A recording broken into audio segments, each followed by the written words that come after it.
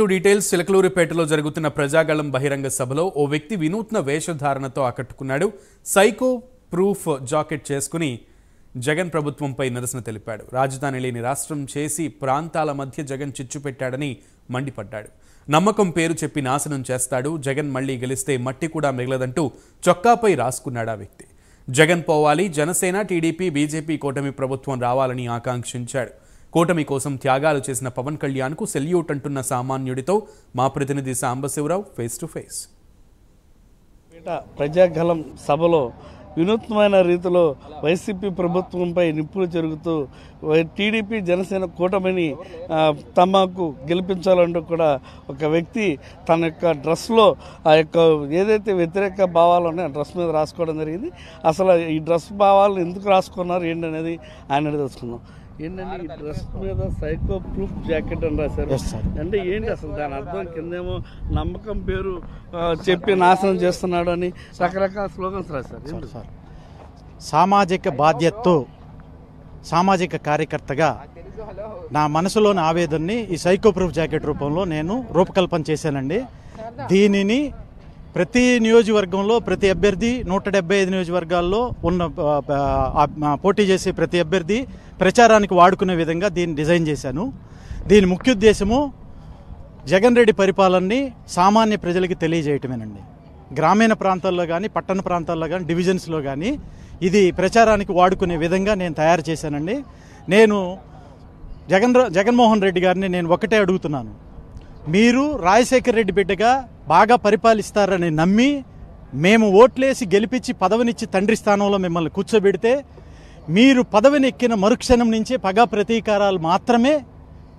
ప్రతీకారాలతోటే ప్రారంభం చేశారు. మీకు సలహా ఇచ్చేవాళ్ళు ఉన్నారని నేను విన్నాను. మీ సలహా ఇచ్చేవాళ్ళు ప్రతి సలహాను మీకు మీకు మీకు మీకు మీకు నష్టం జరిగే సలహాలే ఇచ్చారు. ప్రతి విషయంలోనూ 7 కోట్ల నిర్మాణంతో చేపట్టిన ప్రజావేదికను కూల్చి 70 లక్షలు ఖర్చు పెట్టి కూల్చేస్తే 7,70,00,000 రూపాయలు బుగ్గిపాలు చేసే హక్కు మీకు ఎవరిచ్చారు? సామాజిక బాధ్యతతో నేను మిమ్మల్ని ప్రశ్నిస్తున్నాను. జవాబుదారీతనంగా మాత్రమే మీకు పదవి ఉంటుంది, అంతేగాని ప్రజాధనాన్ని బుగ్గిపాలు చేయడానికి కాదు కదా. 5 నెలలు ఇసుక పాలసీ తీసుకురావడానికి 5 నెలల కాలం మీరు వెయిట్ చేసినందువల్ల 226 మంది డైలీ కూల్ చేసుకొని ప్రతి కార్మికులు ఆత్మహత్య చేసుకున్నారు. దాదాపు 10,000 కుటుంబాలు రాష్ట్రం విడిచి వెళ్ళిపోయినాయి. దానికి బాధ్యత ఎవరు? మీరు కదా. మీకు ఇచ్చిన తప్పుడు సలహాలు కాదు కదా. రాజధాని భూములు ఇచ్చిన రైతులపై పగ మనకెందుకండి? రాజధాని భూములు ఇచ్చిన రైతులు మీకు నేను సూటిగా ఒకే మాట చెప్తున్నాను. రాజధాని భూములు ఇచ్చిన రైతులు చంద్రబాబు నాయుడు నమ్మి ఇవ్వలేదు, రాజశేఖర్ రెడ్డి బిడ్డను నమ్మిచ్చారు. రాజశేఖర్ రెడ్డి బిడ్డను నమ్మే ఇచ్చారు. ఇదే నిజం. నేను ఎంతోమంది రాజధాని రైతులతో మాట్లాడాను. వాళ్ళు ఒకటే చెప్పారు, పాలన చేస్తుంది చంద్రబాబు నాయుడు, బీజేపీ, జనసేన గవర్నమెంటు.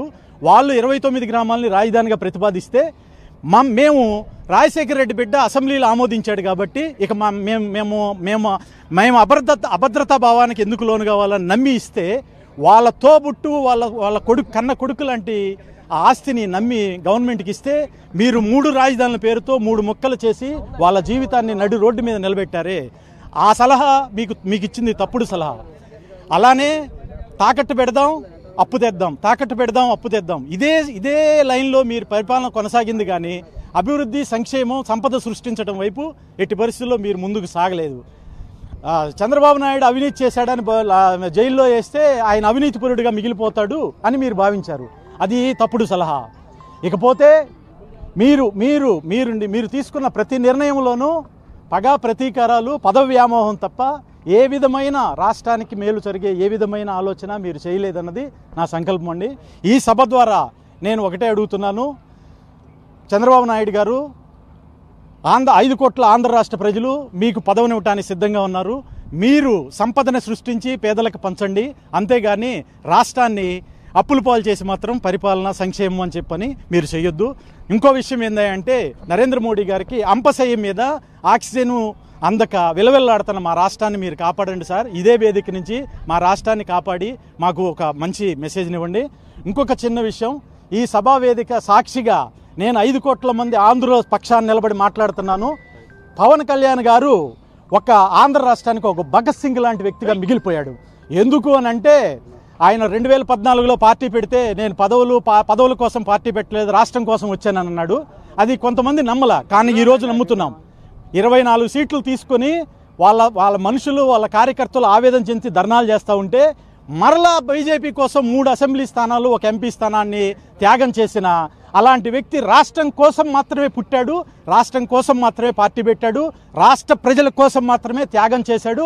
పవన్ కళ్యాణ్ గారికి 5 కోట్ల ఆంధ్ర రాష్ట్ర ప్రజల తరపున నేను ఆంధ్ర భగత్ సింగ్గా ఆయనకి నేను నామకరణం చేశాను. ఆయన ఆంధ్ర భగత్ సింగ్, అంతే, ఎలాంటి సందేహం లేదు.